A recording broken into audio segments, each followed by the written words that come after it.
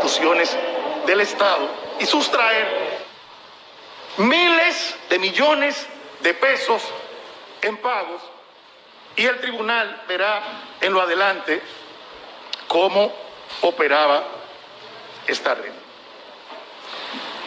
Otro elemento que es importante resaltar para que su presidencia pueda entender cómo el tráfico de influencia fue un combustible esencial para la dinámica de funcionamiento de esta red es el hecho de que la misma comienza o intensifica su operación a partir del año 2012, momento en que el expresidente licenciado Danilo Medina Sánchez, hermano de Juan Alexis Medina Sánchez, inicia su primer periodo presidencial. Esta asociación de malhechores está compuesta, además de el imputado Juan Alexis Medina Sánchez y los otros imputados a lo que hice referencia anteriormente, Huáscar Bernabel Méndez Pineda, que repito, ha sido fusionado, pero además por Víctor Guillermo Librán Báez, que no está presente en este proceso, pero esperamos que lo esté en procesos posteriores, y Rafael Leonidas de Olio. ¿Qué han hecho fundamentalmente esta asociación de malhechores? ¿Cuáles han sido las conductas típicas que han utilizado para sustraer de manera fraudulenta fondos públicos? Han estafado al Estado Dominicano, han desfalcado al Estado Dominicano, se han aprovechado de la coalición de funcionarios para estafar y desfalcar al Estado Dominicano, entre otros tipos penales a los que haremos referencia de manera específica al momento de presentar ante usted la calificación jurídica de este proceso. Hasta este momento, y esto debe quedar claro, hasta este momento, ¿en cuáles instituciones estuvieron presentes los tentáculos de este entramado de corrupción? En la Oficina de Ingenieros Supervisores de Obra del Estado, OISOE, en el Fondo Patrimonial de las Empresas Reformadas, FONPER, y en el Ministerio de Salud Pública y Asistencia Social.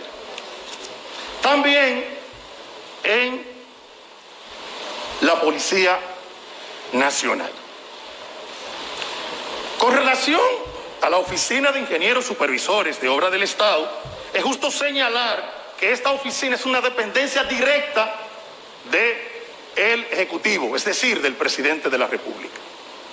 Y es necesario que este tribunal entienda bien esta dinámica por el hecho de que, siendo el Presidente de la República el jefe directo de la Oficina de Supervisores de Obra del Estado y operando el imputado Juan Alexis Medina Sánchez en la OISOE y en otras, pero en este caso en la OISOE, es fácilmente verificable cómo el tráfico de influencia fue un combustible esencial para este entramado de corrupción que, como hemos dicho, ha depredado fondos públicos.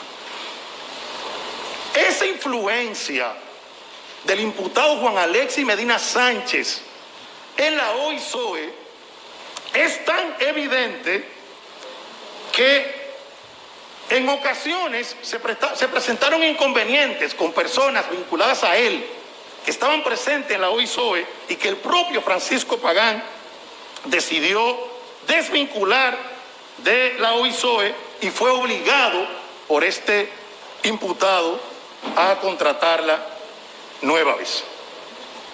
Es necesario, magistrado, también señalar en este punto cómo dentro de esa relación de tráfico de influencia al que hemos hecho referencia, Presidente de la República, director de OISOE, el hermano del Presidente de la República operando, entra también el Contralor General de la República, en este caso el señor Rafael Antonio Hermosén. No hay que ser un experto en estos temas como para saber que para que se libren pagos millonarios es necesario contar con la complicidad del Contralor de la República. A tal punto que en interrogatorio que realizara el Ministerio Público al ingeniero Pagán, él mismo establece, esa es una pieza que consta en el proceso, yo no podía hacer nada sin el Contralor. O sea, se necesita la complicidad del Contralor, no solo para que se realicen estos pagos de manera fraudulenta, sino para, como se verá más adelante, conseguir las velocidades con las que se realizaban estos pagos. Volvamos a otro punto. Las empresas que utilizaba el imputado Juan Alexis Medina Sánchez para drenar de manera fraudulenta fondos públicos. Con su venia, quisiera repetirlo. Domedical Supply, Swing Suplidores Institucionales Méndez S.R.L., General Medical Solution AM S.R.L., United Suppliers Corporation S.R.L., Kairen Supply S.R.L., General Supply Corporation, Watmax Dominican S.R.L., Fuel American Inc., Dominicana S.R.L. ¿Qué características tenían estas empresas? Uno, eran compañías de carpeta dedicadas a las más variadas y disímiles actividades comerciales, pero en realidad ninguna tenía la capacidad operativa para suplir de forma directa ni cumplía con los principios básicos de información de mercado, publicidad, venta, transporte, almacenaje y financiamiento. De todas maneras, lograban colocarse por encima de empresas que sí tenían estos requisitos. ¿Y cómo lo hacían? A través del tráfico de influencia. Segunda característica, eran empresas que no contaban con los recursos humanos para el desarrollo de las actividades comerciales que decían realizar. Atención a esto, magistrado. Empresas que licitaban con el Estado, que ganaban a través del tráfico de influencia y que ganaban sumas millonarias de dinero, no registran en la Tesorería Social personal como para poder realizar estas operaciones. Tercero, cambiaban de objeto social con frecuencia a los fines de hacer procesos de licitaciones que eran trajes a la medida e incluso en algunos casos se convocaba licitaciones para productos que ya tenía el imputado Juan Alexis Medina Sánchez. O sea, no era que se creaba la necesidad en el sector público, era que él tenía cómo satisfacer una necesidad que luego se creaba en el sector público para entonces comprarle los productos que tuviera en almacén. Cuarta característica, realizaban operaciones inusuales como es el cambio habitual de socios, gerencia y administración entre los mismos miembros de la organización criminal, y esto se podrá ver más adelante en detalles. Quinto, otorgaban poderes especiales donde se evidenciaba quiénes eran los beneficiarios finales que realmente tenían el control de la compañía. Dicho de otra manera, iban cediendo las acciones de mano en mano hasta que circulaban hasta llegar hasta el verdadero beneficiario, que era el beneficiario final, en este caso el imputado Juan Alexis Medina Sánchez. Otra peculiaridad es que la mayoría de estas compañías, en donde se hacían contar socios completamente diferentes, compartían el mismo domicilio social y de hecho la mayoría cambiaron a los domicilios del imputado Juan Alexis Medina Sánchez a partir del tiempo en que empezaron a contratar con el Estado.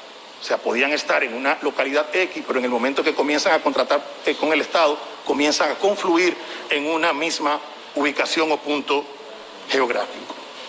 Siguiente característica. Estas compañías no tenían solvencia económica suficiente para la magnitud de las actividades contratadas con el Estado Dominicano. Así también era común que su principal actividad económica, muchas veces la única, era la de ser proveedores del Estado en bienes y servicios. Finalmente, varios socios de las compañías del entramado aparecen como trabajadores dentro de otra empresa. O sea, el que usted podía encontrar como gerente de una empresa o como contable de una empresa podía aparecer con otra función dentro de otra empresa del propio entramado societario. Es de esta manera que el imputado Juan Alexis Medina Sánchez pudo acceder, sus tentáculos pudieron llegar a instituciones, repito, como ISOE, FONPER, Ministerio de Salud Pública, Policía Nacional y las EDES, o sea, las compañías distribuidoras de electricidad. Y lo hacía con las compañías a las que hemos hecho referencia. Le comentaba anteriormente, magistrado, cómo estas compañías, cuando comienzan a contratar con el Estado, se mueven a un lugar particular. Yo le podría decir, se mueven a su guarida. ¿Cuál era la guarida?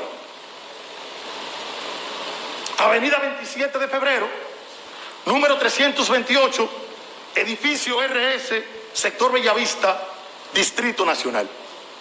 ¿Quiénes estaban ahí?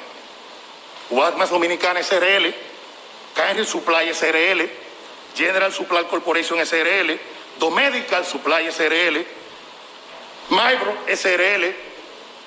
Te podría llegar a pensar, pero seguro no hay más. Sí, hay más. Supliagropetco SRL, Fuel American Dominicana SRL, Oversa Petroleum Group OPG SRL, 27328 SRL, y hay más. Swing Suplidores Institucionales SRL, Consorcio GGSC SRL, Electrodac SRL, Comercial Cubanta SRL, Proyecto Engineering Construction PIC SRL. Quizás ahora usted dice, ya si no hay más. Hay más. Ahí también funcionaba, en el edificio RS, Avenida 27 de Febrero, número 328, la Fundación Tornado Fuerzas Vivas. Esta Fundación Tornado Fuerzas Vivas no era más que un vehículo político, podríamos decir, para luego que se sacaban fraudulentamente fondos públicos, invertir en campañas en beneficio propio de los integrantes de este vehículo político como de terceros. Dentro de los imputados que formaban parte de Tornado estaba Julián Esteban Suriel Suazo, que era su secretario, Huáscar Bernabé Méndez Pineda, el que se fusionó, que era su tesorero, y Rafael Leonidas de Olio, que todavía no está presente, que era su vocal. También era parte de esta dinámica el fenecido Omalto Gutiérrez Remigio.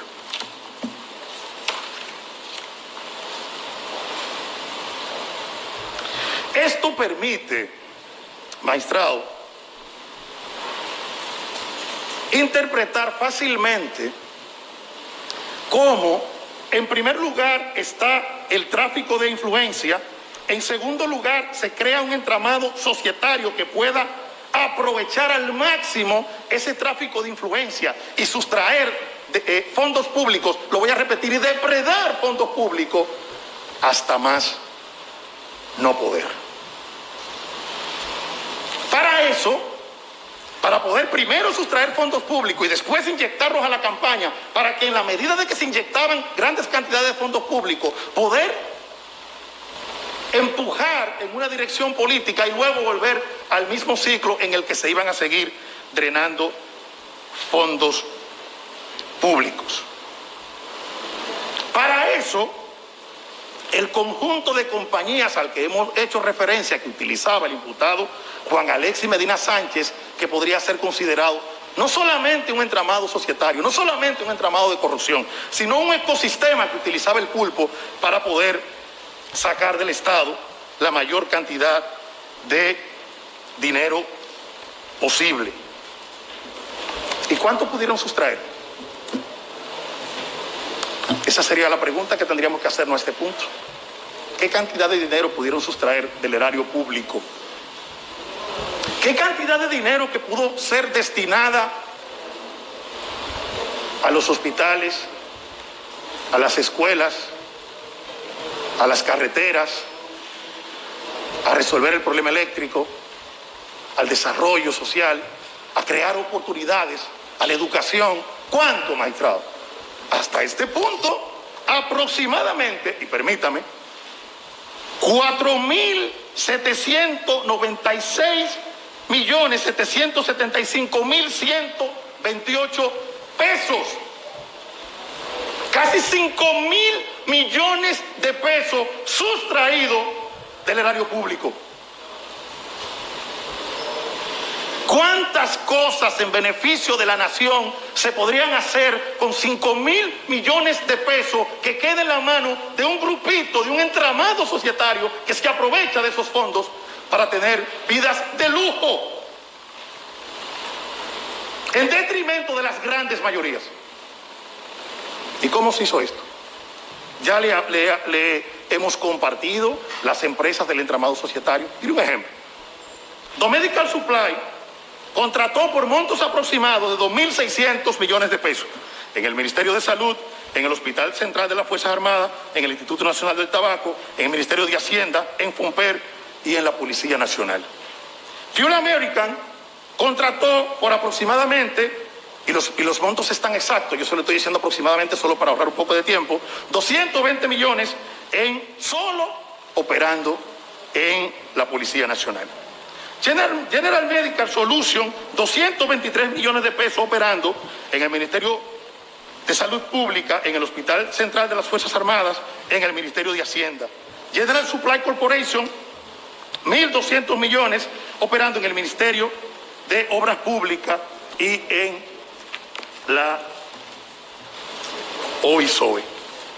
Swing Suplidores Institucionales Méndez, SRL, 83 millones operando en la Dirección General de Migración, Ministerio de Hacienda, FONPER, Ministerio de Educación. Carry Supply, 346 millones operando en el programa de medicamento esencial en el Servicio Nacional de Salud Norte Central. Y United Supply, 17 millones operando en el Ministerio de Hacienda. Eso suma los 4.700.775.128 pesos a lo que he hecho referencia. Se hace necesario en este punto, magistrado, compartir con usted cuál era la dinámica de funcionamiento de este entramado de corrupción en cada una de las instituciones a las que hicimos referencia. FONPER, OISOE, Ministerio de Salud Pública. Vamos a comenzar con el FONPER. Y para explicar ese funcionamiento, el Ministerio Público va a pasar la palabra a mi compañera Mirna Ortiz. Muchísimas gracias, magistrado.